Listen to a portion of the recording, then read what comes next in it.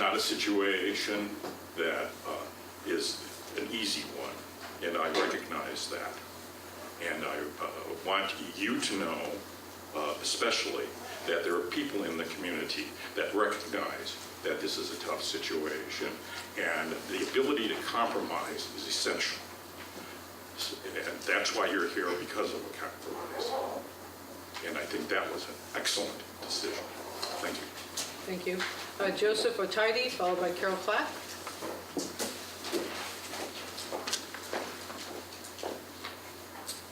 Good afternoon, honorable supervisors and committee members. My name is Joseph Otaidi, taxpayer, homeowner, board trustee of the Jefferson Elementary School District, and proud citizen of San Mateo County. Thank you. Today, it is my honor to submit a community unity map on behalf of many San Mateo community leaders and residents. This is a community map and collected testimony developed over 7 community-based workshops throughout San Mateo County, hosted by Lawyers Committee for Civil Rights and Asian Law Caucus. This is a working document that will be updated with additions and amendments to be submitted as this living document evolves. These lines are being suggested to protect multilingual communities of interest and under lawful protection of Section 2 of the Federal Voters' Rights Act. These are the following organizations and signatories to date and will grow in number that have signed on to this community map. Organizations: Nuestra Casa, Filipino Bayanihan Resource Center, Phil Anthony Amistad, Ray Buenaventura, Dominic Bautista, Daly City, Alice Bulos, South San Francisco, Raymond Concepcion, Daly City, Wilson Chu, Gabriel Dela Cruz, Redwood City, Francis Espiritu, Julio Garcia, Redwood City, Mike Gingona, Daly City Council Member, Guy Guerrero, Burlingame, Bernardo Huerta, East Palo Alto Planning Commissioner, East Palo Alto Public Works and Transportation Commissioner, 2001 to present, Nuestra Casa Board Member, 2001 to present, Carol Platt, Daly City Council Member, Athlia Lambino, South San Francisco, Argelia Larios, Redwood City, Mary Latu, East Palo Alto, Dr. Faye McNair Knox, East Palo Alto, Joe Otaidi, Board Trustee, Jefferson Elementary School District, Daly City, Katia Rios, East Palo Alto, Anna Romero, Redwood City, Ray Satori, Daly City, Glenn Sylvester, Planning Commissioner of Daly City, Kimberly Sylvester, San Mateo, Belcidas Valera, South San Francisco, Mr. Otaidi, if you'd like to submit it, Vargas, your East time Palo is Alto, up. Richard Kasuga, South San Francisco, Hanley Chan, Daly City. Thank you very much for listening, and we hope you take this with mindful Mr. consideration. Otaidi, if you could listen and to what the copies committee says. of these maps are available at the front desk for review. And as Mr. public Otaidi, comment, your time this is up. If you're going to keep this Understood. up, you're not going to get up again. I'm sorry. Understood. But thank you very much for listening, and this is a community unity map. Wonderful. Carol Platt, please. Yes, first I'd like to speak as a resident of the city of Daly City. I've lived in Daly City since 1964. I've owned my home in Ceremony area for 40 years. We have been divided before in the Assembly and the Senate districts. It's very difficult for our community when it comes to election time because they don't know who they're voting for. Right now we're suffering with the South San Francisco School District and the Jefferson School District because my children go to South San Francisco School District. The rest of Daly City goes to Daly City School District. So all I'm asking is, as a resident, please keep us whole. We've already suffered many elections with it being divided. The other thing I want to say, and I'm speaking on behalf of the City Council, as a City Council member, we want to thank you for going through this process. We know it's a very difficult process. You're not going to please all of us, but we're begging you to keep Daly City whole. So thank you very much. Thank you, Carol. And thank you for keeping within your 2 minutes. Appreciate it. Anyone else want to step forward for public comment? Okay, then we'll go ahead and make the presentations, and I'm sure there'll be a lot of discussion after. Exactly. Thank you so much. Okay, so next I'd like to bring up Justin Levitt of NDC Research, and Justin's going to make a brief presentation for us on the rules of the redistricting process, give you some information on county demographics that's helping to inform the process, and just overall what the District Lines Advisory Committee is going to be doing over the next several months. So, Justin. Thank you. Good evening, members of the public, members of the Commission, Chairman Tessier. It's an honor to be here tonight, and thank you all so much for coming out tonight to what is going to be, I think, one of the most interesting and important meetings of this whole process. Later on in this meeting, we're going to be taking direction and getting some preliminary feedback on the possible redistricting in San Mateo County. And so after we have our group discussion, we're hoping to get some feedback from members of the public during that discussion, and then later on from the commission as well. Now, what we're going to be talking about today is starting out with why do we redistrict? And really we think about redistrict as almost a noble goal.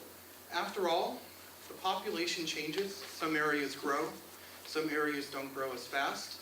And so every 10 years, part of our political process is to rebalance the population of our electoral districts.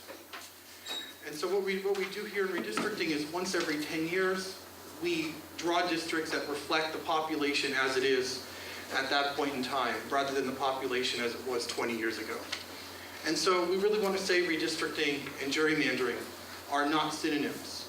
And what gerrymandering is drawing perhaps districts that do not reflect the population, but perhaps particularized interests, and they're often very negative connotation.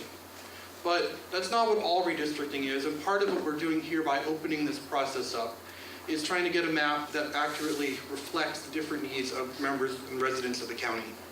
And so every 10 years following the census, we are required to redistrict, especially if there are uneven population counts in the districts.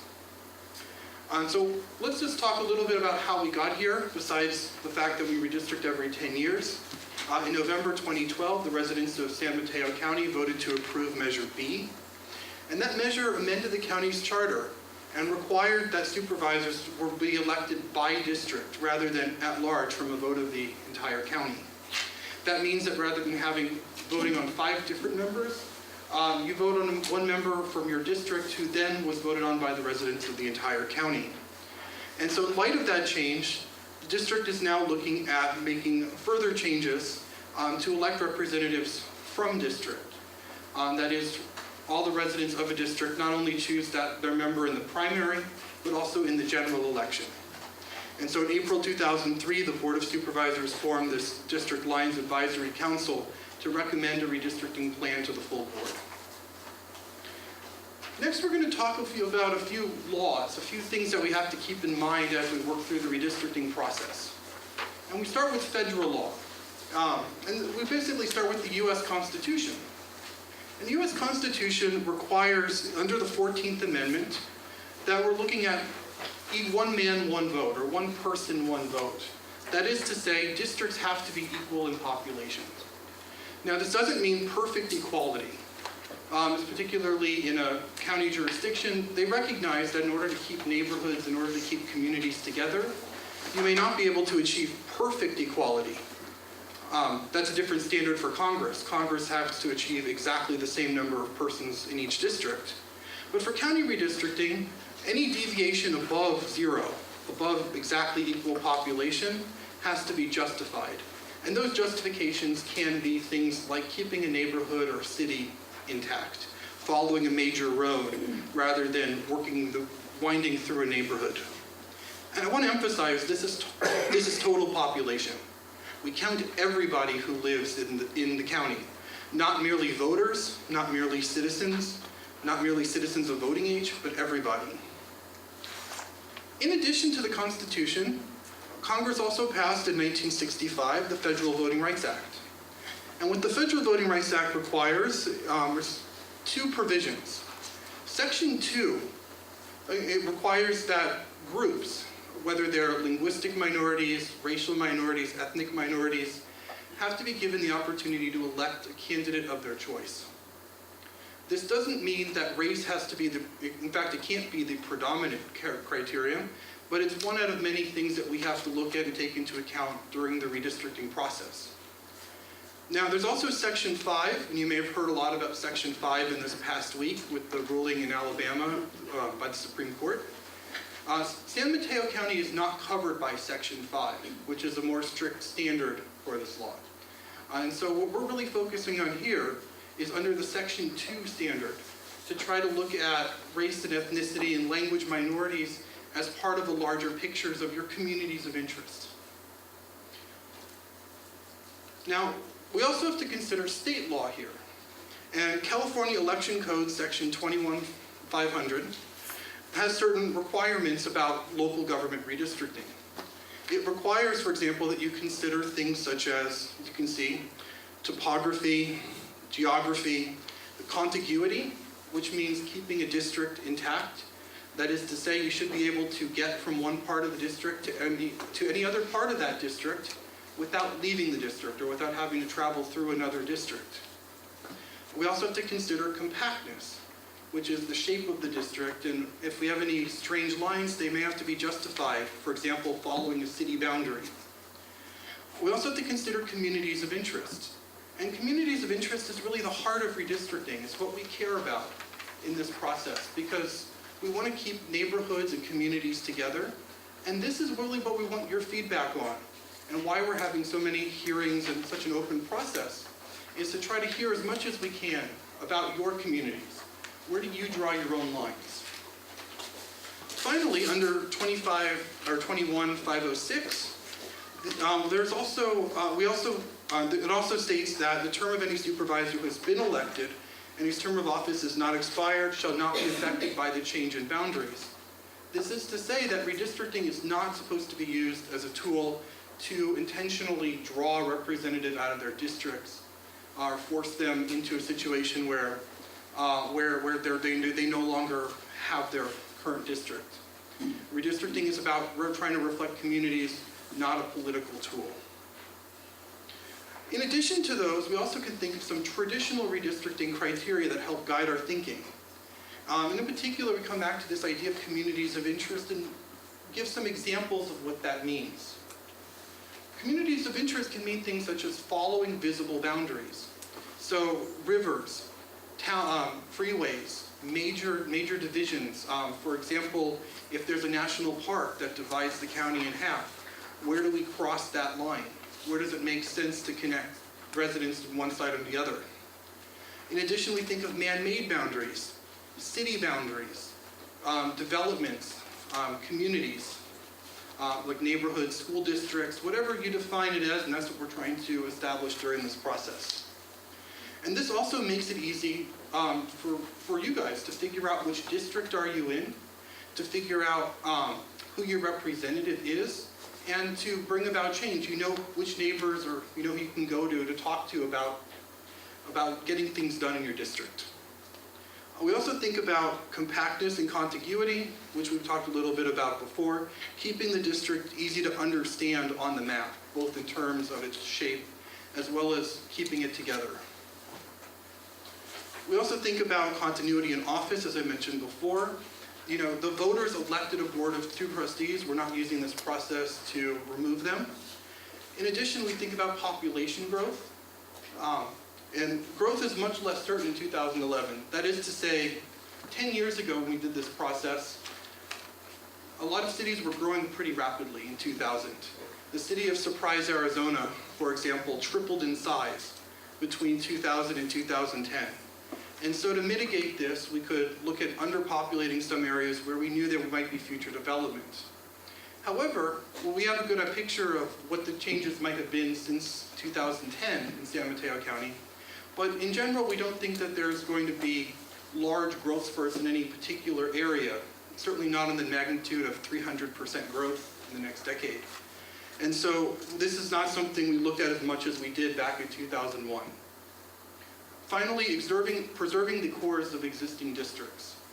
That is to say, people already have attachments to their particular districts, and redistricting should reflect that people have attachments to the district they're in now. And so any radical changes in the map are something we have to consider very strongly to take this into account. What does this mean for the people who live in that district who don't want to change? So let's talk a little bit about the demographics of San Mateo County. According to the 2010 census, there were nearly 718,500 residents. And it was a fairly diverse county, kind of reflecting the state's overall demographics. About 25% are Hispanic, and 26% are non-Hispanic Asian, and just under 50%, or 42.3%, are non-Hispanic white, and about 6% other, which includes African American, Native American, Pacific Islander, and and people who marked other on the census. Of that 718,500 people, 558,700 of them were of voting age. That means that that's over 18 years old.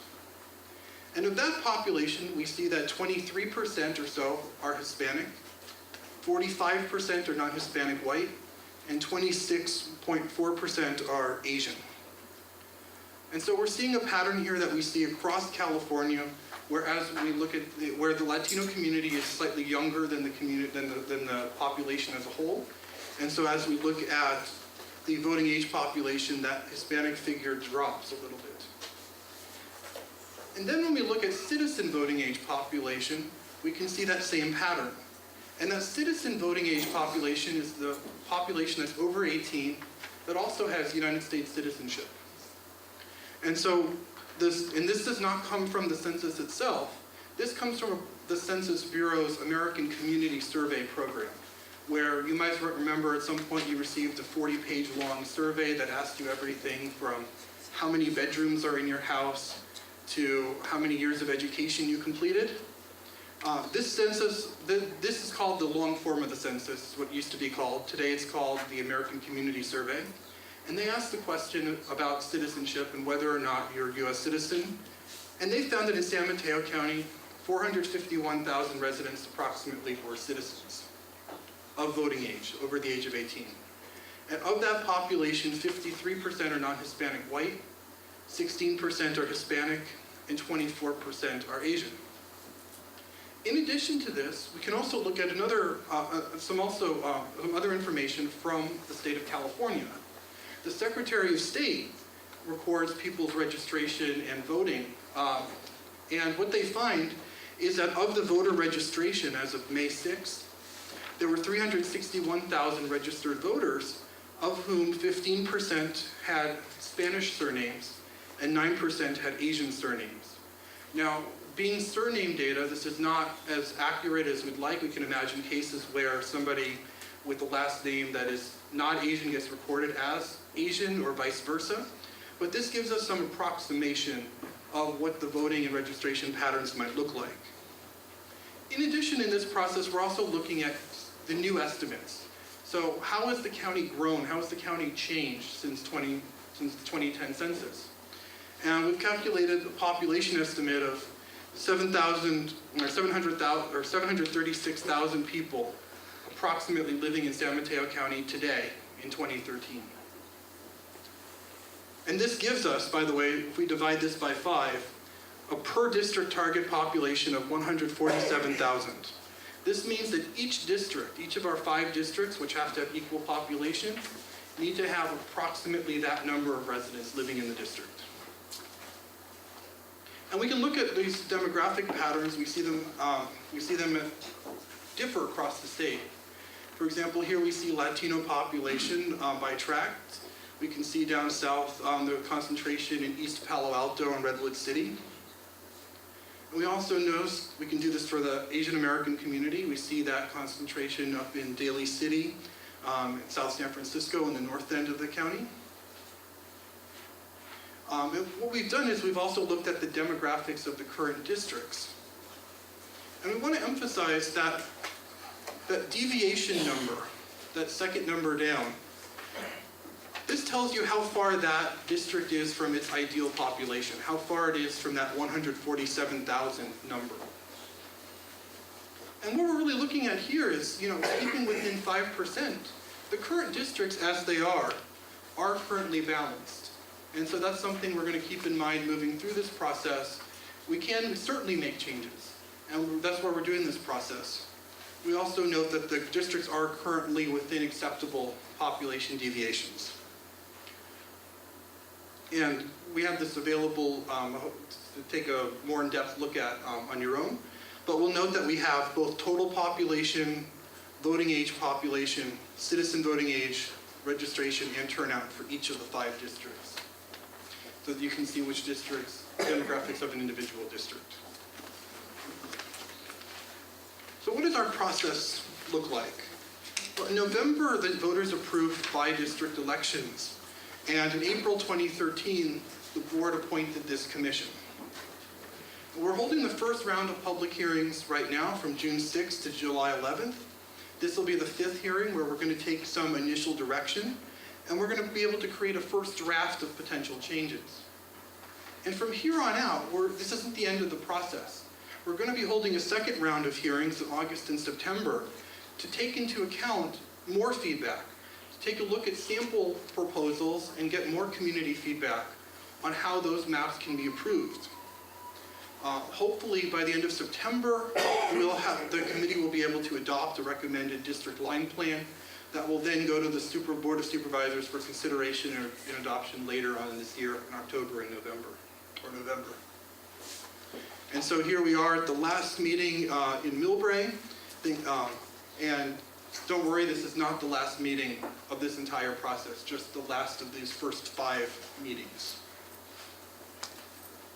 So what are we doing here today? Well, what we're really looking for is public input. We really want to know what your communities of interest are. And because in order to be put into a district, we need to know the geographic extent of your different neighborhoods. And so we want you also to think about this, and we're going to show you a couple maps submitted by members of the public in a second, but we want to get your feedback and your opinion on these districts. And so in addition to speaking here tonight, we also have additional opportunities. You can certainly submit a letter or email to the commission. Even if you draw an idea on a napkin and you don't want to present it yourself, turn that napkin into us. Let us take a look at what it looks like. Turn it into a map that we can display. And we're really encouraging you to draw your own districts. We're actually going to talk about a tool in a second that will let you go online and draw your own districting plan from scratch, starting with the current districts, however you'd like to do it. And I emphasize this line right here: whatever input you provide is being strongly encouraged. And so in addition, in this presentation, we also have contact information. We have a website here, and as well as an online mapping tool. And so I think now we're going to hear, I think before we do this tool, we're going to take a look at the publicly submitted plans, and then we'll take a look at the mapping tool demonstration. So these are going to be some examples of work that was submitted by members of the public. If you submit a plan, we will be able to display your map as well.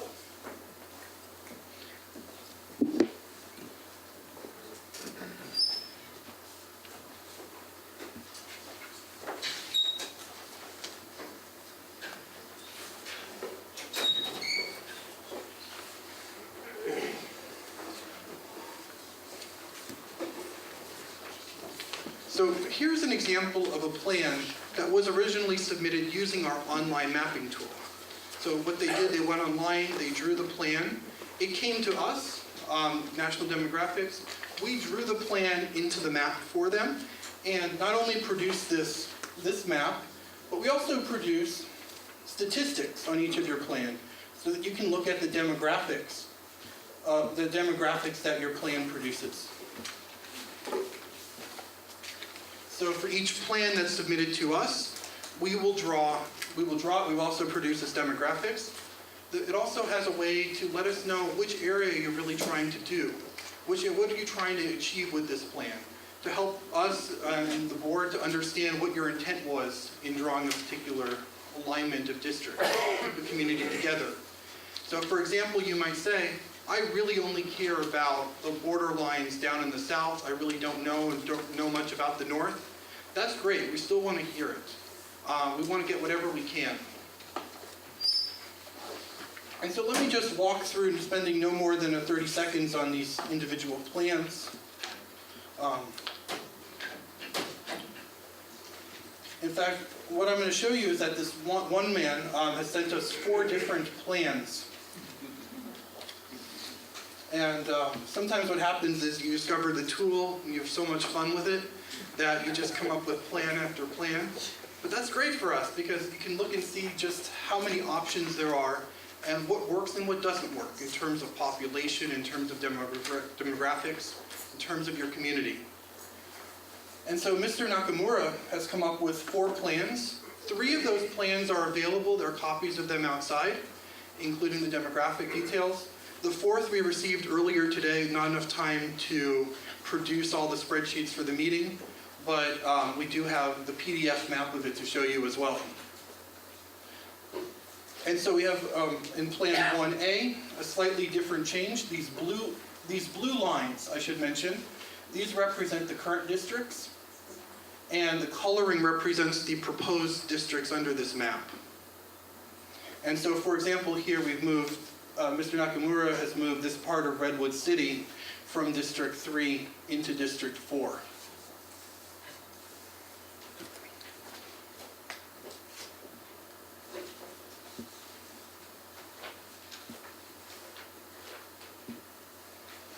We also proposed map 1B. You can see slightly the same change made here, a slightly different alignment of districts 3 and 4 in the south, and some minor changes to the District 1, District 5 boundary in the north in Pacifica.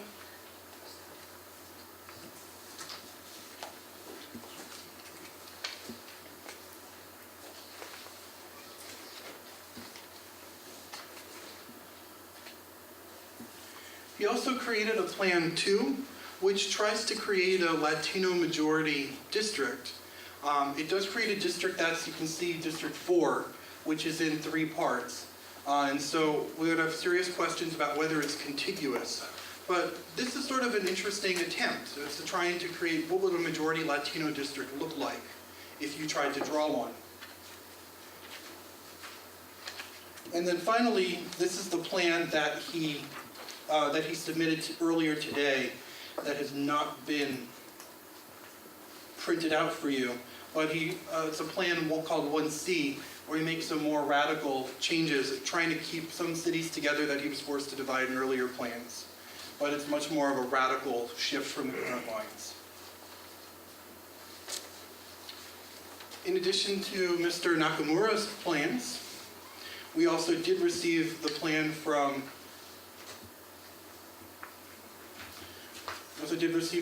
the Community Unity Group.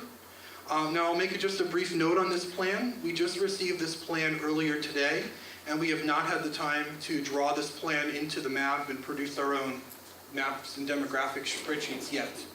However, there are copies of this plan outside, and you can take a look at the individual districts in this plan and how they might change some of the current boundaries. One thing we did note is that this plan does appear to be population balanced at this point. It does appear to switch the incumbents from District 1 and District 2 into opposite districts that they currently represent. Justin? Yes. It looks like it might impact District 3's representative, Don Horsley. So it looks like every representative. So it looks like there is one incumbent in every district. However, it looks like the districts represented by individual members may have changed. Unfortunately, we just received this today, so we have not had time to do a complete analysis on this yet. And so we're currently looking at it. You can take a look at the district lines yourself on the map, but we're going to produce a much cleaned up version in the future that will be available online for people to look at.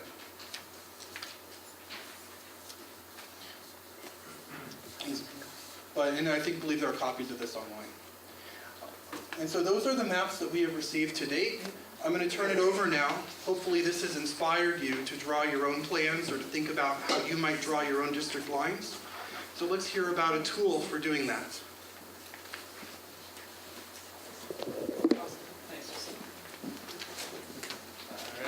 All right. Sorry, do you mind helping me switch back to the PowerPoint?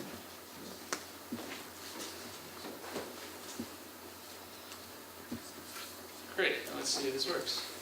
It does. Okay, great. Hi, I'm Chris Ringwald with the Advancement Project. I've seen many of your faces before, so I apologize if you've heard this twice, but I'm going to talk about the website to help you make the maps that you just saw. And I will try and speak slower for Carrie this time. I'm a known fast talker, so I will try to be slow. I'm with the Advancement Project. Our role here, really we want to thank San Mateo County and especially the James Irvine Foundation who have funded us to be here to provide this website for you guys to draw your own maps, to draw your own plans. Our goal is to get as many people engaged in this process and having basically ownership over who they elect, who they vote for, and really seeing responsive government. So that's why we're here, and that's why we want to give you this website so you can draw maps like you just saw. For the stat update, Laura asked way back for how the stats were going, so I figured I'll just update each time. So we've had over 300 users so far. We've come to learn that users generally aren't single users, that most users actually use this website in groups of 2 or more people sitting around a computer. So 300 users means some multiple of 300 actually using the website. We've seen some plans submitted, many plans saved, and we hope to see more participation moving forward. So, and the last, I guess, statistic is the average is still over 3 minutes, so people aren't just hopping on the website and hopping off. They're actually spending several minutes at a time playing with different districts, communities of interest, and seeing data. So let me tell you about the website and how to use it for folks who haven't seen it yet. It is free software that connects with the software that Justin was kind of showing maps based upon. It's totally free. The software that Justin uses will cost somewhere between $5,000 and $10,000. If you have that extra money, I recommend buying the high-grade software. But if you don't have $5,000 to $10,000 burning a hole in your pocket, the free mapping software will do just fine, and I would recommend it. So we built it for the California redistricting, I guess, series almost 2 years ago now, and have now brought it here in a San Mateo County version. And what you can do on the site are view the district maps, the draft maps that will come out after this round we're going to place up here so you can view other maps and draft maps made, and then you can draw your own lines, or your own districts, your own plans, whatever you'd like to draw. So I'm going to do a quick example, beginner's example, and then I wanted to also advertise we finally have our training set. So on Tuesday, July 16th, we'll be at the Serramonte Library in Daly City at 6 p.m. And on July 30th, we'll be at Job Train in Menlo Park at 6 p.m. So there's a whole stack of these flyers sitting outside, and if you'd be interested in not just a beginning presentation like I'm going to give you right now, but a full in-depth, sit down, together and work out plans and districts however you'd like. We can do that together at those trainings. So to give you the quick example of how to basically use our website, you can view district maps by clicking on, I'm going to hope this is the laser pointer, is it? It is, okay. You can click on Draw Your Lines, you can click on View Your District Maps to see other maps in the map gallery, and then when you are ready to draw your own maps, you can click on Draw Your Lines right here, and it will enter you into the map window where you're able to draw districts and see the stats. So the statistics at the bottom, these population, citizen voting age population, and other data are the data that Justin just talked about. So you'll be mapping with the same data that the commission has and that they will be viewing, and when you submit maps, they're going to connect directly with the commission's own software, so they're going to be able to look at it just like you are. You can, like most mapping websites, we try and make easy to use base, and you can zoom in with the zoom bar on the left. You can click to add district boundaries to San Mateo County and hover your mouse over different districts to see the population. You can also just type in an address if you want to zoom in to see what district you live or work in and start mapping right from there. So I'm going to type in 725 Monte Diablo Avenue and just jump right there. That's in the city of San Mateo. You can also add different boundaries right on top of your map. So you can add, for instance, city boundaries. So I've checked that here, and you can see the city boundaries in green. And here you can see District 2 kind of splits the city of Belmont So I'm going to give you a quick example that if you're a resident or work in Belmont and wanted to make sure an entire district covered it, you could move this line to match up with your city boundaries. So you could also help when you're mapping to, or help yourself when you're mapping to add different demographic or economic data to see what types of folks are living in certain areas, especially if you're not familiar with them. So you can click on this map thematic data link at the top here. And here I've given an example of mapping ethnicity or race of the Hispanic population, kind of from light to dark gray. So the dark gray being larger concentrations of Latinos, and the light gray being smaller concentrations. And I forgot to note earlier that one of the kind of idiosyncrasies of this process is that there are census blocks in the Bay. So these are census blocks in the Bay. You can see there are very small, almost zero populations of Latinos in the Bay, as there should be, because really there aren't a lot of people living in the Bay. And so that's kind of an idiosyncrasy. You're going to see census blocks in the Bay, so don't be alarmed. That's just kind of part of the process. And you can also see the maps on the back that have been printed will have districts actually extended to the Bay. But back to my example, if I want to draw my own community of interest or district, for instance, that Belmont district, if I want to keep my city whole in here, what I can do is I can click on this green Go button in the Redraw a District section of the edit area. So you can edit any district that's on there or create a district from scratch, whatever you'd like.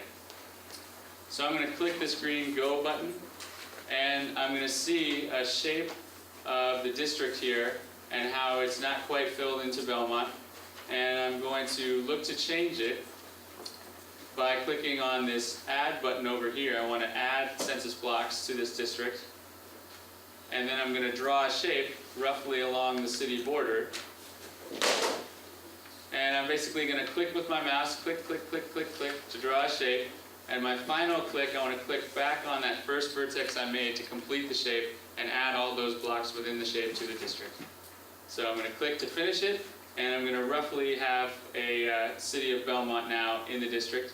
And my statistics will update at the bottom as I add or subtract census blocks.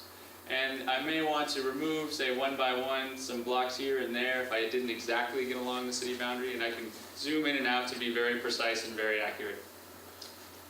I can additionally add new districts. So if I'm done manipulating this district here, I can start and add another district and start manipulating that one, and I can keep adding till I have all 5 districts and I have a whole plan for San Mateo County. So some of you will be interested in just drawing your community of interest or your district, and others of you will want a full-fledged plan like Justin was showing, and really we give you the option of doing whatever you'd like. So finally, I just want to mention that save your map. You don't want to go through this process and not hit save. You'll want something to turn in and to provide as testimony here to the commission. And so you want to make sure to click this blue Save Boundaries link. And when you do that, you're going to be asked, if you don't have a free account already, you'll need to just create a free account using an email and a password of your creation. It's totally private, and again, this website is totally free, but with any website, if you'd like to store something and come back for later, you're going to need to basically create a username or an account to be able to access it. And this is the form you fill out. You just need your name. If you'd like to put your organization, you can. And you just accept the terms that basically say, we won't look at your data, and again, the data you put in there is your data. And finally, the most important thing is, when you're making a map, describe it. So don't just draw a map of a district or a community of interest. Explain why you're drawing it there. That's where your school district is. You're filling out the rest of your city, like I did in the example. You see a lot of commuters come in and out of this area, that they share interests together. Whatever it is, you want to make sure to describe it so the commission knows why you made the decisions you made, not just showing the maps alone. Once you've saved it, you're basically going to see a window pop up that says, all right, let's email it to the commission so that they can view it as testimony. And when you do that, you're going to have links that will be emailed to them of the maps you've created, the data behind it, and this equivalency file link, which will make what you do on the website equivalent to what the commission is seeing on their software. So really important to email, after saving, to email them, get the testimony in so that they can consider it. And that is all I have. I'd say I want to thank you very much again. If you have any questions, I'll be here after today, and then we have these trainings now available for you guys if you want a full, more in-depth training in the future. So thank you very much, and I'll turn it back over to Lou. Thanks, Chris. Okay. All right, very good. So now we'd like to open it up for those of you who've joined us tonight from the community to address the committee and tell us what's important to you in considering the boundaries of the districts. And really, I think what's going to be most helpful to the committee is to talk about what you define as a community of interest, what you're really interested in helping to preserve within a certain district, and you know, what matters to you. You can certainly mention any landmarks or streets or boundaries that you think represent a logical edge for you or for including in a district. Those are the kinds of inputs that we're looking for at this point. And I think as we listen to that, and Jamila's going to be jotting down your comments as well as our court reporter, so we will get that. That's going to help the committee understand a little bit about the reasoning. As Chris was just mentioning, the description of your map is really what's going to be very helpful to all of us. Before we launch into the discussion, I just want to remind you that there is also this opportunity tonight to fill out the comment form. So if you're not comfortable coming up to the mic, but you really have some thoughts you'd like to share, please use these. We absolutely read each and every one of them. They're part of the public record. So feel free to do that and leave that with us tonight. Just a couple of ground rules. I think we're not going to use speaker cards for this, so raise your hand. I'll try to get to everybody. We have about 40 minutes or so to listen to the public. I'm going to ask you to keep to the 2 minutes just so we can hear from as many people as possible. And the committee does have some business to take care of at the end of the meeting. So we'd like to get everybody out of here at 8:30. So questions, comments, ideas that you'd like to discuss in this public comment. So come on up to the microphone. We're going to, yep, I'll start with this gentleman here, and we'll start the clock, so to speak, and I'll remind you when you're just about out of time. Thank you. Sure. This is Kurjun from Justin, and my question is, it's a question, and I'm interested in knowing what's the significance of the waterways, whether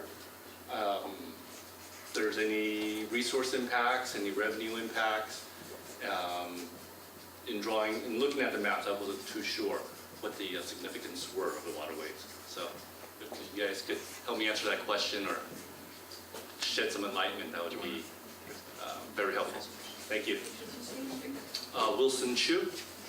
Let me just ask you for some clarification. What specifically do you mean by waterways? I think the district boundaries extend out into the bay. So, I mean, the inland, and looking at the population and looking at the socioeconomic demographics is easy. But when I'm extending out into the bay, we don't have those that type of data, and I wasn't sure if there was any impacts of not having part of the bay as part of the district or not. Yeah, so basically this is the legal definition of the county, which extends into the bay, to the middle of the bay where it meets Alameda County on the other side. And there's no people living in there. It's considered water blocks is what they're literally called. But they are technically part of the county, and probably that affects the policing and administration within the water. Within the water. So is there resource impacts in the way that the resources of the county is allocated to the individual districts, or is there revenue impacts? I would have to ask the Board of Supervisors, but I doubt it. No, I mean, obviously, we have fire boats and we have sheriff's boats and things like that. It's all connected very close to the airport. So, but as far as any huge resource drain, I don't believe there is one. I think what might be considered a community of interest is the concern that residents, for example, who live along the Pacific might have in common with dealing with the Coastal Commission, for example. Or residents that live along a harbor might have common interest in the development of that, or the concerns over flood protection, for example. That was very helpful. Thank you very much. Okay. Thank you, Mr. Chu. Okay, and any other comments or ideas for creating communities of interest? Come on up to the mic. And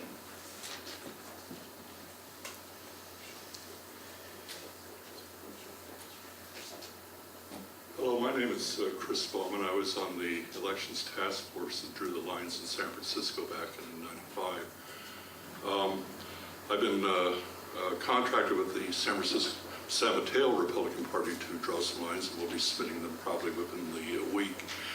There have been some technical issues with the mapping, which I've discussed with Chris and others, that need to be corrected, and it's kind of slowed the process. A couple of things based on the consultant's presentation. Every sitting supervisor that we have in San Mateo County was elected at large. So the issue of continuity in office, I think, is only relevant where you've had supervisorial districts and people elected from the voters of those supervisorial districts over the last 10, 20, 30 years. This is brand new. So if you're talking about doing some major surgery, that's not a radical plan. You're starting from scratch. Number two is that I really think that the problems you have with District 3 and 4 are issues of contiguity. It's a difficult word to say. That basically you have Menlo Park, you bypass Atherton to get into Redwood City. Likewise, you bypass Redwood City between Atherton and San Carlos. That doesn't make a lot of sense. Likewise, you bypass the rest of Redwood City for Redwood Shores to go down, connects it all the way down to Pescadero. That's not what I would call a community of interest. And community of interests are very important too. What's the commonality of interest between Pacifica and Portola Valley? What's the commonality between Hillsborough and South San Francisco? I would ask that you look at those very carefully. I don't think that you can unify all the cities. It's not feasible. You're going to divide some communities. It's inevitable, but I would ask that you look at those issues. Thank you. Thank you. Thanks very much. Okay, yes. Hello, my name is Tom LaRue. I've been a Daly City resident since 1983. And what I would like to do is have a district that as much as possible includes all of Daly City. Because we've been electing people from down the peninsula and from all over the place. We want somebody on the San Mateo Council that's we elect. The population of Daly City is very close to what you want in each district. If we take in a little bit of South San Francisco and a little bit of Pacifica, and I understand the people in those areas we're looking at would be happy with being part of Daly City, I think that would be a very good community of interest, and that's what I would really like to have you end up voting on. Thank you. Thank you, Tom. Okay. Carol Matsumoto, Mayor Pro Tem, City of South San Francisco. Because of the Brown Act, I've not been able to talk to the council, but in general, we want to stay as a whole. We do not want to be split. Currently, we have 3 state senators, 2 assembly people, and 2 supervisors, and it's wonderful to have all of the representatives. We have no political clout or no community interest. We will not be supporting the community unity map. I have a map here that I will submit later. We'll do it online, but we will be doing a study session. But as a whole, the council of the City of South San Francisco wants to stay intact in one supervisorial district, and we will be submitting our map. Thank you. Thank you. I'd just like to add, if you would like to submit that by paper as well, we'd be happy to take it tonight. This is me. I can't as the council. Right. Yeah, just to reiterate, I think Justin's point is you don't have to use the online mapping tool. We used it. Great. My intern is brilliant. He did it all. Could we borrow him for a Thank you. Carol, I thought for sure you did it. We know I didn't do it. That's what I'm thinking. So just to reiterate, though, I think we mentioned back of a napkin, or your plane ride across country if you're just doodling something. Okay, fantastic. Okay. And the comment form here, again, as I mentioned, if you have some boundaries or landmarks or things that help you describe or define your community of interest, those kinds of inputs are also really helpful.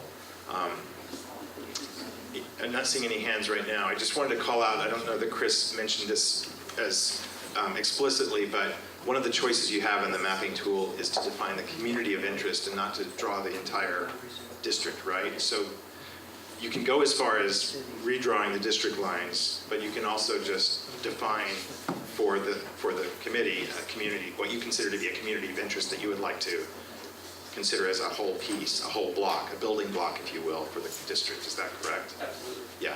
So that is one choice you have. Okay. Other ideas, questions for the consultants about the mapping tool or about the demographics or the process? So come on up, please. Good evening. My name is John Oldert. I live on the coast side over there in Montero, so I'm currently in District 3. And that is definitely a community of interest with the ocean and the bays and all that. I understand that we do not have sufficient population there to create our own district, so we need to bleed over somewhere. And it seems to be the natural trend to stick us with Pacifica. And I have a lot of friends in Pacifica, but I think Pacifica is really, in terms of a community of interest and a lifestyle, and that is more closely affiliated with Daly City and places like that. I mean, Devil's Slide, even with the tunnel, is quite a physical border. So I would say, you know, and we got to go all the way down to the San Mateo border at the end and come over, keeping the San Mateo and making it as contiguous as possible around 92, and instead of, just spreading this all over the place, I think would be very, very helpful. I have no idea what it will do to supervisors that are currently in. So, but again, I think cutting Pacifica off, I think is going to be something that we need to look at. It's just not the same community as what we have in Moss Beach, Montero, and Half Moon Bay. So, thank you. Thank you, sir. Okay.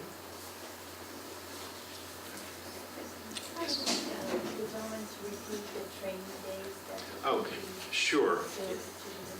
Yeah, we have a request for the training dates, and I think you said there's a flyer So available? there's a stack of flyers outside too, but it's the 16th of July and the 30th of July. The 16th at Serramonte Library in Daly City, and the 30th at Job Training in Menlo Park.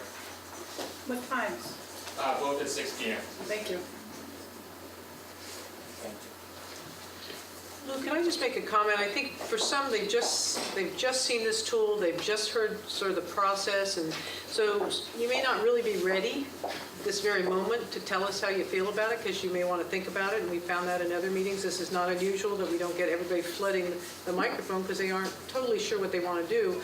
But we do want you to really think about it, and if you don't want to draw a map, I mean, we heard at the Daly City meeting, please keep us whole. They thought we were going to split them down the middle. No one's done anything about anything yet. I just want you to know that. We have not made any decisions at all or had any discussions other than getting your input. And this is the last of the 5 districts to give you the process. So if you're not ready, please think about it. If you don't want to draw a map, say leave it all alone. Say, please don't split my city, or whatever you want to say, you can do that. Or, again, scribble on a map. But you might want to think about it. We're going to have 5 more meetings, in the summertime or by September or so. At some point, we're probably going to say there's got to be a cutoff date for maps, because it's going to be difficult for us to work through it all if we don't have everything in hand at one time. We'll probably still get comment. And then when it comes to the Board of Supervisors, there'll still be an opportunity to comment yet again. So I just don't want people to think, well, if I don't make a comment today, I'm not going to get my input. That's not true. You have a lot of time, and we really want you to think about it thoroughly. And if you can play with the maps, anytime you change something, it changes something else. So you have to, when all is said and done, you have to be sure that all these different changes is really what everybody wants, to whatever degree we can come to some. It may not be a consensus at the end of the day, but it will come to the board, and then we're going to have to make that final decision. So please, go back to your neighbors, suggest they come to future meetings, tell them about this. We're trying to get the word out as best we can, but we really, really do want input through this process. Good. And one other thing that reminded me of, and it just went on my mind, that from your presentation, Chris, about the tool. Maps, lines, comments, I can't remember, I'll remember it again. But also there's a half sheet out here that describes the various ways that you can submit comments, not just through the online mapping tool, but through mail, email, and using our website to stay informed. So buying myself some time so I can remember what I was going to say. Yes, Mr. Otani? Just to understand the process better, Mr. Levitt, can you share with the community some background and context on how this redistricting process came about? It will be useful for the community to understand the history and context of the 2011 court case regarding Asian and Latino voter dilution as it adheres to this process and in understanding how we move forward.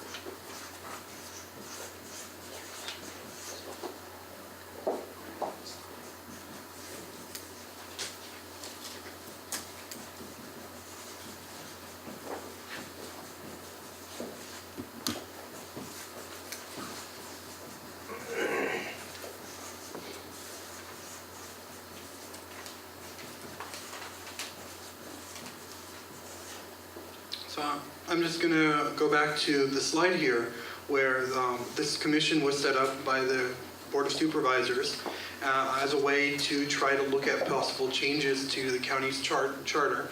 In particular, look at a way to change the electoral system in San Mateo County, to look at the possibility of from district elections, by district elections, what possible changes could they make to better comply with the needs of citizens of San Mateo County. Any further comment?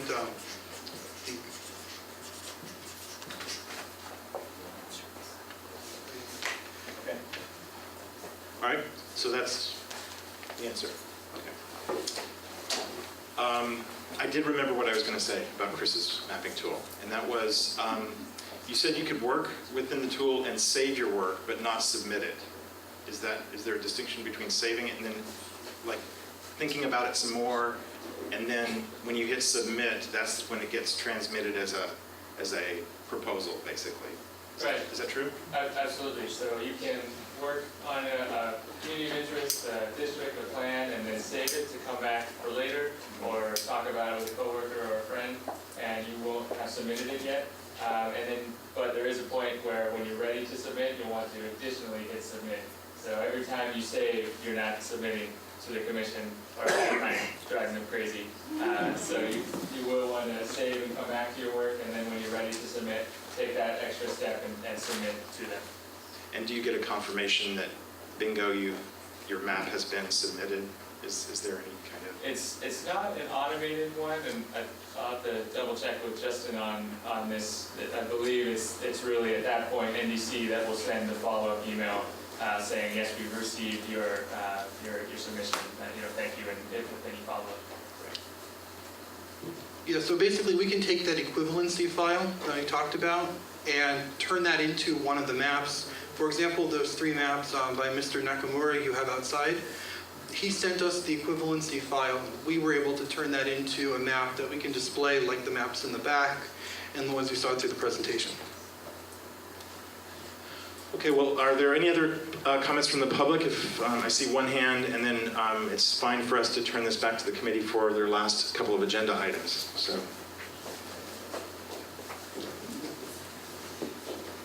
My name is Susan Takalo, and I work with Second Harvest Food Bank, and also I'm on the Pride Initiative. I don't envy you your task. I think it's a very difficult one. And as a resident of Pacifica, we are not anywhere close to the $147,000 person amount. So I really urge you to think about what the true meaning of community of interest and what brings people together. And there are neighborhoods that are not city boundary based.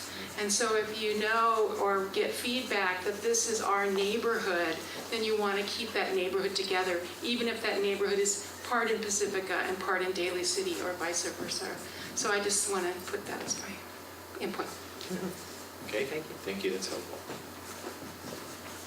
Okay, well, I think, again, please avail yourself of the other methods for providing input to the committee. And now I think we'd like to move into the committee's discussion on direction to the mapping consultant.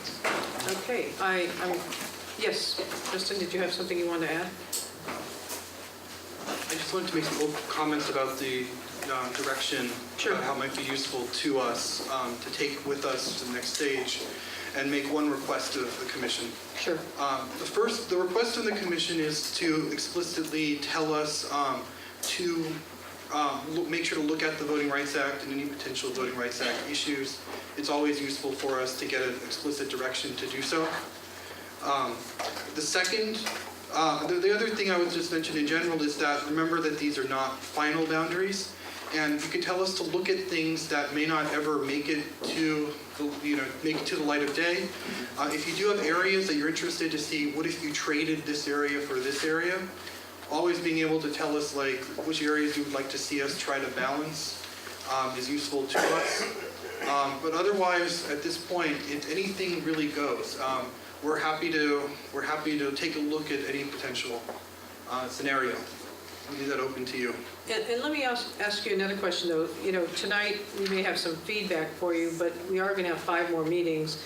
And I assume we haven't seen maps, we haven't really, completely gelled everything. I mean, I'm not sure the committee knew until it got here that we were necessarily going to look to give you feedback today.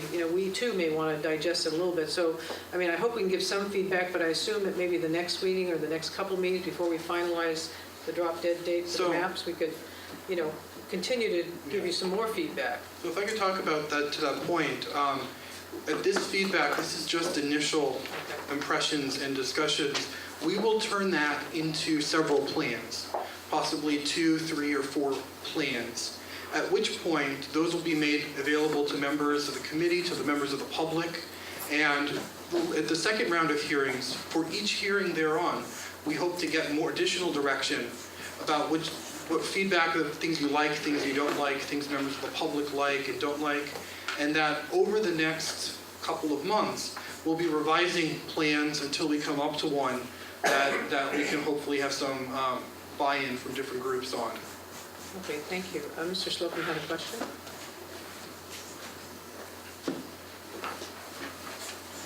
Thank you. I'd like to ask the gentleman that had the experience in San Francisco. He mentioned some software issues or glitches. I'm not sure about that. And I wonder if he could just highlight what those might be and how it's delaying and does it affect? I'll bring the microphone. Does it affect the maps and data that have been submitted, or is it just moving forward? I'd be glad to answer that, Supervisor. First thing is that when we were doing all 5 supervisorial districts, we started with District 3, then we did 4, and then we tried to do 2. And when we were doing 2, fundamentally what happened was that there was a glitch in the program that it merged with 4, and however we wanted to record it, it was always 4 and with the 4 statistics. That was number 1. Also, the colors changed, which we couldn't quite figure out either. The third thing is that if you look at the printouts are based on the 2010 census, although it still has the 2013 goal of ideal population, so it shows significantly greater deviation for any districts. And in fact, the current districts would all be in the minus, I believe. There may be 1 or 2 that are just slightly over. So whatever if you want to get a packet that is easy to read, which will include the maps, it will include the statistics on the face of the computer, which show the CVAP and where the changes are. CVAP, by the way, is not on the printed version either. It's only the 2010 population. That I think you have to have all of them conform so that there's no confusion on your end or on the public's end as to actually what is being proposed. That would be my major points. Is that helpful? Yeah, could we hear from whoever we need to hear from now? Chris. I'll just say, so I've been talking with Mr. Bowman on and off all week, and so I feel like we have a good relationship, so I feel like there's no hard feelings on any of this. So I do want to say on the first 2 that he mentioned, the color changing and the statistics merging, we've been unable to replicate that error so far, but we are looking at it to see if exactly what would cause that. It's the first we've heard of that type of error, so we want to take this seriously, but I can't give you a firm answer on that yet. The census data, though, as we've discussed, is definitely something we want to update. So right now, what gets submitted electronically to you guys will have the 2013 data, the CVAP data. Basically everything that the equivalency file will connect to is right there. And so the printout, unfortunately, won't just have the 2010 data. So I think this is, this came to us through our conversation. So what we're going to do is we're going to add the CVAP data he has and add the 2013 data that he's mentioned, so that really the printed version is completely congruent with the electronic version that you're receiving. So I do want to say it's really an enhancement of the site, and there's nothing that would have stopped folks from using the site, working with it, and getting good data to you. So I do want to say that the data you're receiving, especially electronically, is perfect. So I don't want you to doubt for a moment that you're getting good stuff. Thank you. Thanks, Chris. Okay, so we're going to bring it back to the committee, and if I may, if I could... Yeah, sure. Did you... Oh, sure. And so there, as Mr. Levitt stated, I'm sorry, Paul Okada with the County Council's office. And so just a point of clarification as to why we're using the 2013 data. As Mr. Levitt stated, redistricting generally occurs once every 10 years after the decennial census. But in a situation like this, where a county goes through the redistricting process between decennial censuses, then the California Elections Code specifies that the district boundaries may be adjusted on the basis of either a county census, Department of Finance population estimates, or certain other population estimates that may have been prepared by a county planning department. And here we're basing the adjustments on the basis of the Department of Finance population estimates. At least those are the figures that the experts are using. And so that's the reason for the reference to the 2013 figures. Okay. Thank you, Paul. Appreciate that. Okay. So I'd like to get as much feedback as we can from committee members this evening, and so if you don't mind, what I'd like to do is maybe start on that side.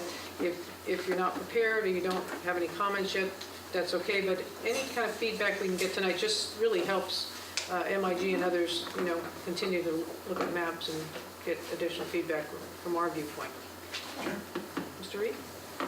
So Eric Reed from Belmont, one of the cities along with South San Francisco, I believe that's split between two different districts. And what the city council has told me, or a couple members have told me, they'd like to see the city not divided into two different supervisorial districts. I would like to see a map, I don't know how realistic it is, that doesn't dissect any of the cities on the peninsula, except perhaps for the coast side, which is a very different type of area, much more rural. So, thank you. Sarah? Well, there's certain aspects of the coast side that agricultural, rural, but there's others that are quite urban, as it were. Barbara Arietta Pacifica, and basically I heard the comments for the past 5 meetings, and it's going to be a tough job, there's no question about it, but there are people in the city of Pacifica who have communicated with me that they really don't want to see Pacifica divided. They want to see it all as South San Francisco wants to see it, as Daly City wants to see it, as perhaps some of the other places are adamant that they don't. Belmont, I think, wants to be not divided. So we do have a lot of work before us, and it's, of course, too preliminary for me to even say anything more than what I've just said. Okay, thank you. Ms. Asen? Oh, I'm really trying to read those that was given by Marshall Wilson, the comments of the public. There was one that was very interesting. He suggested that we should put like an Excel, and I think that will help a lot. I was thinking of doing that, for just when we gather the comments and just collect, and it'll help a lot by making like a spreadsheet.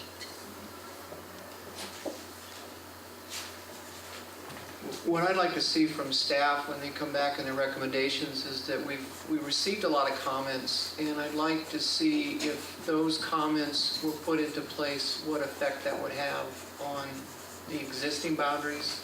And because if you, I don't know exactly where the cut line is, but if you include, say for example, all of Pacifica with Daly City, what would that mean? Or you didn't split Belmont, what would that mean? We've got a number of comments from the public on a number of ideas.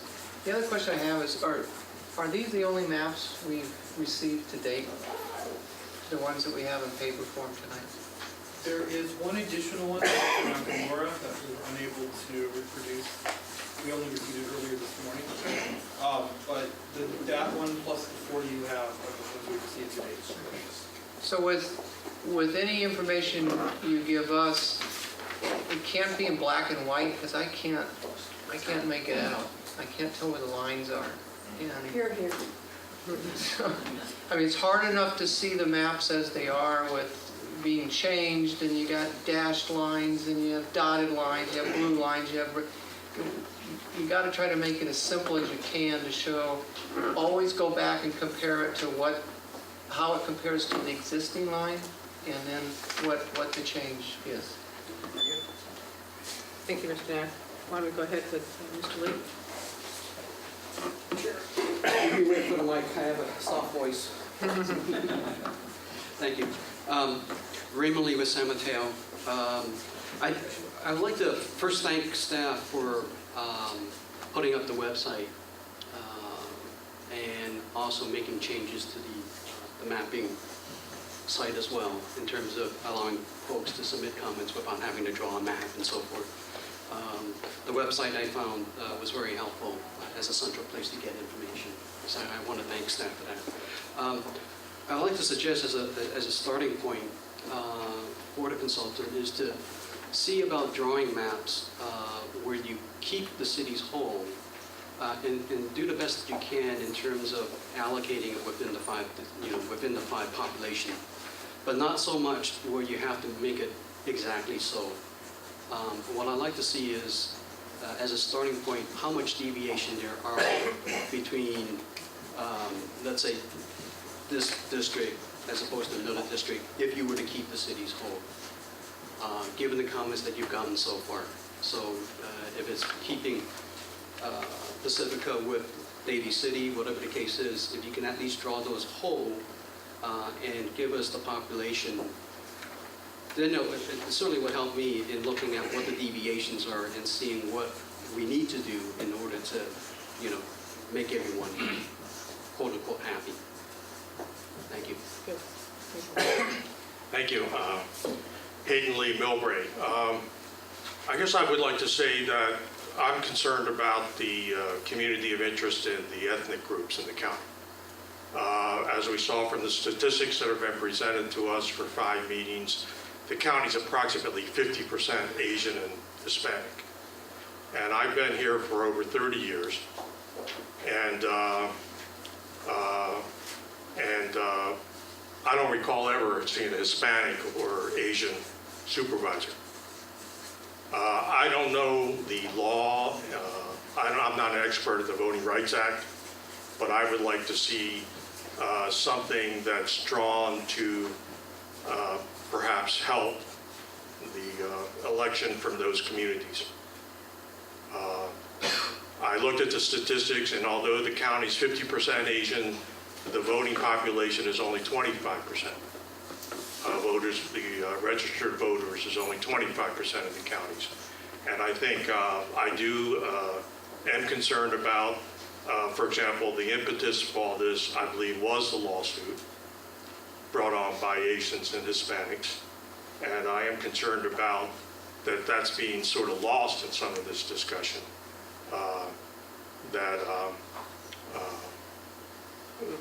Whether we're going to address that. I think another concern, completely different, is I am concerned about the coast. Because of the requirement of the 147,000 or whatever it'll end up being, the coast has to end up with somebody else and somebody else has to end up with the coast. And I don't know who that should be. I've heard comments, we've seen the emails, so forth, but I don't know how that district should be drawn. So I am concerned about the coast. I think all of us in the county love the coast and everything, and it needs to say, I think if I had my way, there'd probably be 9 or 11 supervisors. So the coast could have its own district. And I don't know whether that's within the purview, within the, I guess, within the scope of work that we have for this committee to maybe make a recommendation to the county for that, but that's another thing. So thank you very much.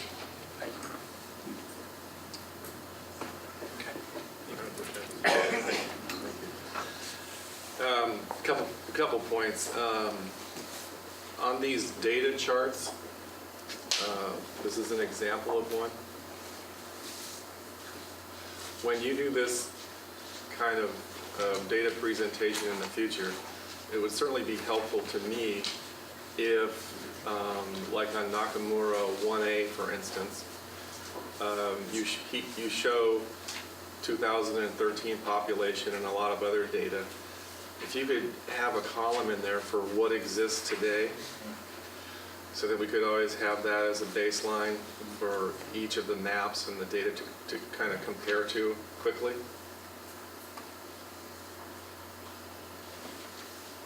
So like have the current district population or Well, all this data that you're presenting By district? By district. So for instance, Latino population in the 4th district or whatever district, it would show what the current situation is so we could quickly compare the data.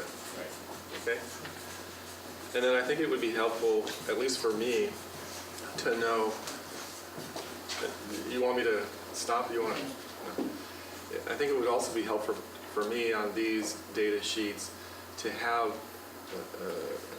a method whereby the requirements of federal law, state law, election law are sort of measured against this proposal. So does it equally distribute population, for instance? And so forth and so on. Is that, you understand what I'm saying? We can certainly put on like a total deviation. It's hard for most of these requirements. I mean, we could put a checkbox. Is it contiguous or not? It's fine. Yeah. Just think it would be of interest to see, okay, on this proposal, in terms of maybe the lawyers, what's their opinion about the various requirements? In a really easy to understand presentation. So some kind of analysis or assessment from the consultants or staff about each of these proposals, how it meets these criteria. Exactly. Is that possible? We'll talk about it and we'll figure out something.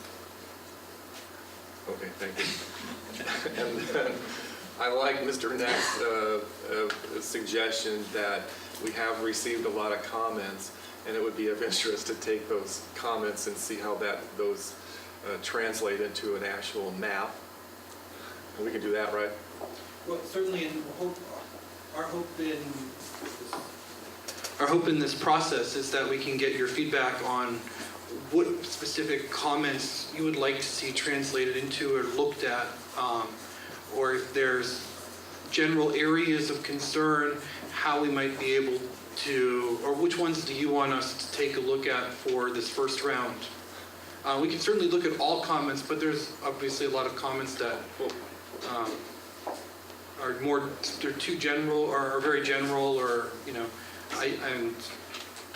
So you could use your own discretion, but I think maybe they could be bundled or grouped into, you know, similar buckets, if you will. And then if that were possible, then I would ask you to do them all. You know, discount the ones that are, you know, sort of you can't understand, or, you know, for whatever reason you would discount. But I think it's important just to see all the public's comments and how those would translate into, you know, map and data. Can you do that? Yeah, I mean, we will do our best to figure that out, and you know, a lot of the comments are partial districts, so keep two neighborhoods together. Then the question becomes, where do we draw the rest of the population from? Which may be the controversial bit. Okay. Well, I would just ask that you do your best, and I know you will. Yeah. And then just a couple of other things, and then I'll pass the microphone to the chair. By what date will you have all this work that we've talked about so far done, and where does that date lie in relationship to this committee's next meeting? The reason is it's important. It would be important for me, at least, to get it as soon as possible after tonight.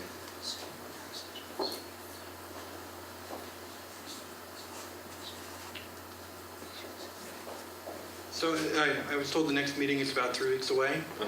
We should have these plans, initial plans, drawn approximately a week from now, and we'll work to get them made public as we release them to you as well. Thank you. One last thing. The posters in the back of the room, I think, are very helpful for people to actually see and visualize, as Mr. Knack was saying, or somebody was saying, it's hard to look on the computer and see those colored lines and all that. So I would just request that for each of the maps that you're putting up online, that you also produce some kind of a big poster so that it's really easy to see where these lines are, and have that in 3 weeks. Is that possible? Yeah, it should be possible. I appreciate that. And that's it for me. Thank you very much. I appreciate it. I know it's a lot of work. And I won't repeat anything I don't think that anybody said, well, there's one I did here that I agree with. You know, first off, I do think it's important, when I looked at all the information that you shared with us of the process, I do think it's important to preserve the core of existing districts. I also feel very strongly that we should really try to look at these cities and keep them whole as best we can. I know that's not going to be absolutely possible because of the coast side and different things, but I also think it's important to try to do that, because I think cities themselves are communities of interest, and people have been in these cities and have elected people for a long time, and that, you know, they sort of have lived that way for a very long time. So I also believe it would be helpful that we keep the existing electeds in their current districts. People are used to that person at the moment in that district. I also want to make sure that we do look at the Voting Rights Act. I want to make sure that we are looking at redistricting in a positive form and not looking at gerrymandering at all. I mean, I don't want this to become political. The whole purpose we did this whole session is to make it very transparent and get as much information and really try to get input from individuals. I also heard someone say they'd like to keep neighborhoods together. I think that's very important. And, you know, you take a city like Daly City, we have lots of neighborhoods, and yes, they have a lot of different personalities, but as a city, they've got a distinct personality. I think a lot of the cities, I found it over the years, every city has a distinct personality. And so by splitting them, we've lost that, I call it a community of interest, because it's a distinct personality. So I think it's going to be very hard, and once we pull one end, we're going to be tugging at the other end. So I really do want us to take a look at things of that like. I'd also like, as I mentioned earlier today, that it would be important for this committee, before the evening is out, if we can, come to some agreement as to when we would say enough, we've got enough maps. Doesn't mean people can't still comment. They can comment and say we hate all these maps, or we stop and say I still want you to do it this way, or I still want you to do it that way. But at some point, this committee has to be able to deliberate, and we can't get to the 10th meeting and all of a sudden things keep coming that night, and now we're supposed to decide on the spot. We need to be able to digest them and then deliberate here, because whatever comes out of here is going to go to the Board of Supervisors. So I'd like us to try to look at, we talked about having more meetings in the next couple months. I think we talked about, was it 5 more meetings? I sort of lost track of that. And so is it sometime in the middle there that we expect to get them done? Or how late can do we think we can get input that this committee can digest it and deliberate? Because you're talking about a lot of different comments, a lot of different maps. And I suppose at the end, after you take all those and do different maps, you may all do a dump so to speak, and come up with just a couple that maybe have a, similar themes. So we're not looking at 50 maps to try to deliberate on, but we're looking at 3 that have taken the distinguishing things from. Yeah, so we will, for the next mirroring, we will probably have 3 maps produced by the consultant. That's in addition to any maps produced by members of the public, of which of course there's no limit on. And our hope is that during the 5 meetings in the different districts following that, we can get testimony from members of the public as well as from the board about these districts, about what they'd like to see and what they don't, and we can produce changes at those meetings. I would suggest if you want to deliberate about one specific map that might take place after the public has had their chance in those various district meetings to deliberate and to make changes so that we make sure to get feedback from each of the different communities. Okay, and I don't know, since we don't know the dates of all those meetings, we may not at this very moment be able to say, if we have 5 more, when are they going to end? Because if it has to go to the board in October, we're going to need some more time to digest. So I don't know if we can do a tentative date tonight amongst us, or if you have any suggestions of, is Marshall here? Someone's looking for you up front here. Anyway, that's my suggestion. I just think it would be helpful because then you publish it on the website, you get it out to public. So at some point, everybody knows that, so nobody feels they haven't been able to get some input. Okay. I wonder if we can come back to the answer. Yeah, no, that's fine. That's fine. That's just something I want to hear. Yeah, so anyway, for the moment, those are my comments. And so I'm going to pass the baton, as I say. Thank you. My name is Laura Martinez, and I'm with the East Palo Alto City Council. I just want to say that staff has done a really good job with outreach, creating the trainings that are coming up. Thank you, Chris, for reporting out on the number of users, 300. I, too, will spend time reviewing the maps that we received tonight. I need some time to process that. But I also shared a similar concern to you around our next meeting, and if it is in 3 weeks, and we'll be looking at 3 maps or 4 maps, have the individuals who have gone to the trainings, will those maps be included in those 3 maps that we'll be looking at? The second training is July 30th, so I just want to make sure that those individuals who are working on their maps and submit them are integrated into what we're going to be seeing when we all come back together, if possible. So if I could clarify, those 3 maps that I was talking about, those will be consultant-drawn maps drawn by National Demographics. There will be a limited number of publicly drawn maps. Any member of the public that wants to submit something, we will have it available for display. Okay. And as well as on the website and all that. So those are in addition to any members of the public. Okay. And those are all of my comments. Thank you. Okay. Yes, Ms. Ariana. I would like to, does anybody have any idea at this moment in time, you mentioned 3 weeks, a specific date, because we're all kind of busy and I want to make sure that we're here. Yeah. Okay. I think I was just talking with Marshall, and we have August 8th as our first date of the next round. I guess in the evening time as well. We don't have the location set, but that's the kickoff of the next set of meetings. So that's the only one that we have a date. We're looking at September 5th as one of the dates, and now we know that's Rosh Hashanah and not available for everyone to participate. So those dates are under development, but August 8th is the next one that we can let you know about now. Marshall? I'll say that the plan right now is to have that first meeting August 8th, and then essentially have the other 4 meetings in September. So you don't have to worry about vacation times or anything like that. We will definitely schedule that next round of 4 meetings in September.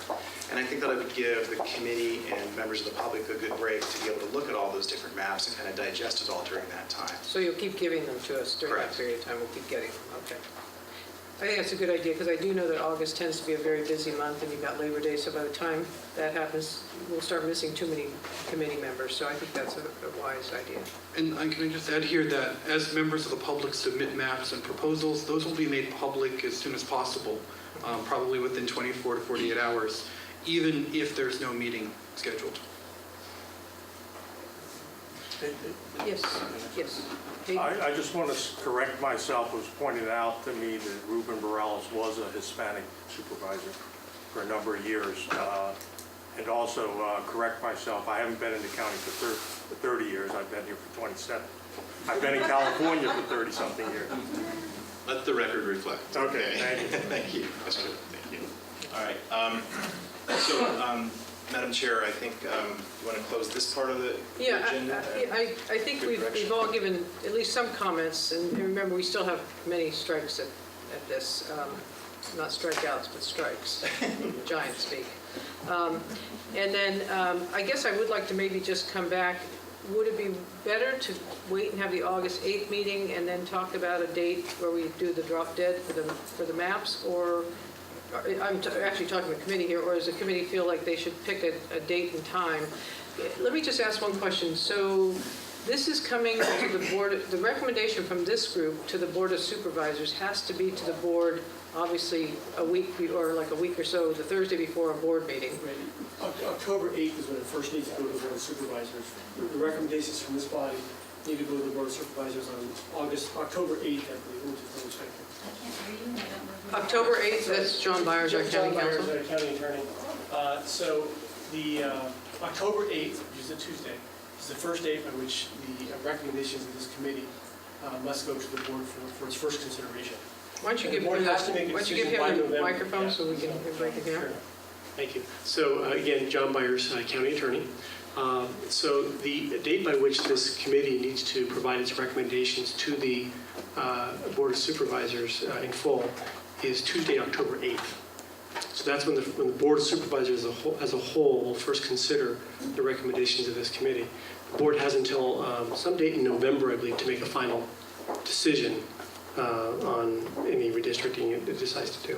But board packets have to be in by the week before the Thursday before we get them. So I mean, the county has to have the input to the county long before October 8th, is that? That's correct. So, ideally the recommendations of this committee would be done by, third week in September at the latest, if possible. Be pushing it after that. The notion of having a hard stop, say, a date by which no one can submit maps thereafter is probably not a bad idea. So otherwise, this committee will just be, getting continuous maps up until, October 8th. So it might make sense for this committee to consider a date that we can post on the website, which is sort of a hard stop for submission of maps to the public. Now, whether you want to do that today or wait until the August meeting to do that, assuming that's what the committee is inclined to do, sort of up to the committee. Well, let me ask a question. Is it possible, and I'm speaking to the committee, would it be helpful to the committee if our attorneys and the consultants came back on August 8th and gave us a recommendation when they thought best that it would help them to have all the maps in to be able to do everything, that we could have it back in time to deliberate. We'll still get comments. So I wonder if it might be helpful on the 8th if it's okay to ask staff basically to come with the recommendation of when that date should be. We can accept it or reject it, but at least know, because it'll be sometime in September, and then we get it on the website. The only reason I had thought about doing it tonight is the more time you give people to know that they'll work on it from this point forward. If we tell them August 8th and we tell them, it's September 7th, and it won't be that, but then they're like, whoa, that's not as much time. I wanted a couple months to deal with this. So I throw it out to the committee. Yes, Barbara. Barbara Arrieta, Pacifica. I tend to agree with your last comment, Adrian. I think that people need time, and I think that at least we should put out some date tonight, and if we have a problem with it, we can modify and adjust it as we go along. But I think we need to throw something out. We can't give, you need to have it in 2 weeks or 3 days or whatever. It should be as long distance as possible. So I say set something tonight. Okay. How do others feel? Can I ask about the process? Are we going to vote at the last meeting on a map? That's the map that we send to the board. Is that the way it's going to work? Are we going to send a packet to the board with, if there are, for example, dissensions? Are there multiple maps that are going to go to the board? And my understanding would be the board can kind of do anything it wants to do after that. Is that right?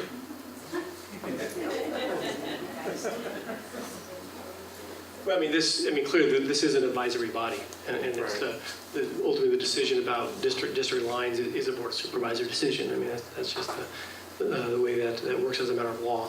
But in terms of this committee, the board of supervisors, and certainly the supervisors themselves can speak to this, or anyone else if they so choose, but the idea is, I think what the board of supervisors is expecting is recommendations from this committee.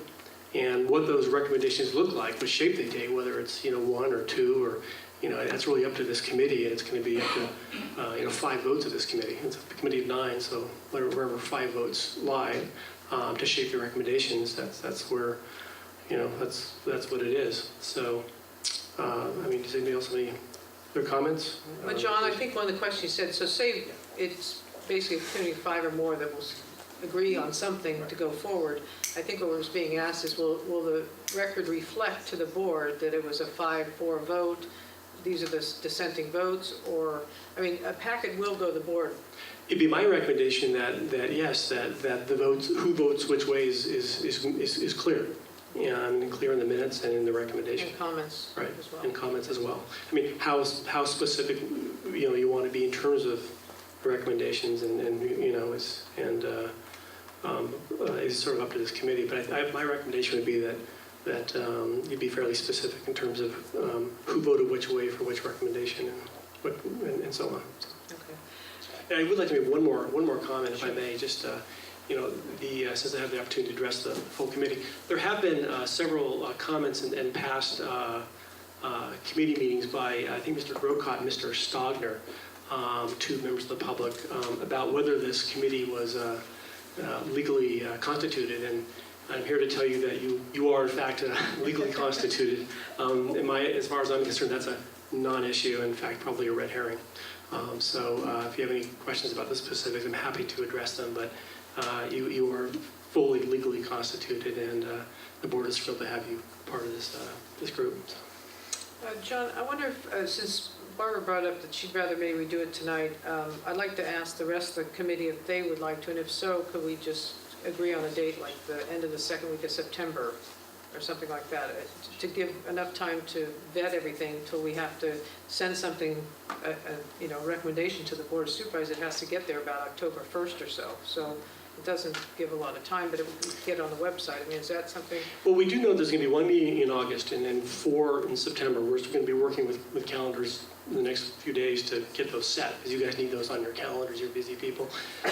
So I think it's probably, I don't know that you need to wait till August 8th to set a date. I think we know what the calendar is for the board for October, November. I would suggest maybe either Friday, September 13th or Friday, September 20th as possible dates that you might consider as sort of a deadline for submission of maps. That's just a suggestion, but. Yeah. Adrian, how about the day before the 4th meeting? That way we can see all the maps at the 4th meeting, and then we have the 4th and 5th meetings to look at. We could if we know when they're going to be. Right. Because if the 4th meeting ends up being the last week of September, the 5th one is that same week, it makes it pretty tough. But I appreciate that. That's the kind of feedback you want. I'm just speaking to what Hayden's suggestion was. I initially said that we should set a date, and if it needs to be modified, then so be it. So we could shoot for a date that John just said, and then modify it based on what the 4th and 5th meeting dates actually turn out to be. Well, why don't we, my suggestion would be, let's go with the latter date, September 20th, because that gives us more time. It might be a little scrunchy at the end for the consultants and everything, because it's still got to probably get to the board in a packet form somewhere early October, but that we may end up getting all those committees in. We don't know. We're going to be looking at calendars, it sounds like, and making sure we have committee people that can participate. So would that be reasonable to at least at the moment, make it September 20th? Yeah, I think so. Do we need a vote or just a consensus? Is everybody Take a vote. Do by motion. Okay, is there a motion to set? I move to make it September 20th. Second. Okay, we have a motion and 2 seconds. All in favor? Aye. Any opposed? Any abstentions? Okay, then we'll shoot for September 20th. And if for any reason, as you say, we could bring it back if there's a glitch, but that gives us something to at least get on the website. And maybe let's get some of those dates and then put this on the website in the next couple days, so that if there's any real glitch that you need to let the committee know. But I think that this lets the public, and we'll get it out there with our outreach plan. Okay, that's the last I have. Yeah, before you adjourn, I just want to make this commercial announcement. First of all, thank you all for coming out tonight and participating and respecting our time tonight. Just a reminder that we do have these methods of your input. The comment form, if any of you have a comment form tonight, we'd really like to get those. You can leave them at the front table. And otherwise, email. The email address is here. If you're using snail mail, you can send it to the Hall of Justice. And again, there's the address for the mapping tool. So those were the announcements I wanted to make, and maybe make a motion for adjournment.